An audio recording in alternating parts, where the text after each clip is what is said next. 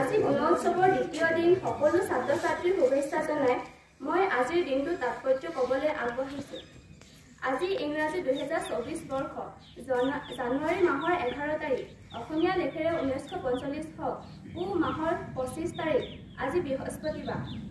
আজি ভাৰতবৰ্ষৰ দ্বিতীয় প্ৰধানমন্ত্ৰী তথা জয় জোৱান জয় কিষাণ স্লোগানৰ স্ৰষ্টালাল বাহাদুৰ শাস্ত্ৰীৰ মৃত্যুদিন।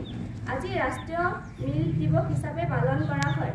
আজি ৰাষ্ট্ৰীয় মানৱ সৰবৰাহৰ সজাগতা দিৱস হিচাপে পালন কৰা হয়।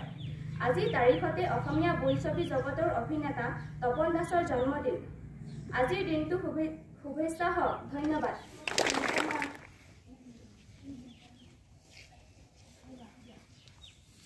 নমস্কাৰ, সুপ্ৰভাত।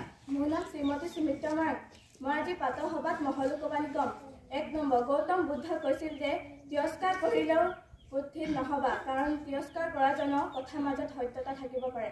2 নম্বৰ, হেম বৰুৱাই কৈছিল যে পৃথিৱীত সবাতোতকৈ সহজ কাম হৈছে আনক সমালোচনা কৰা, সবাতোতকৈ টান কাম হৈছে নিজকে সংশোধন কৰা।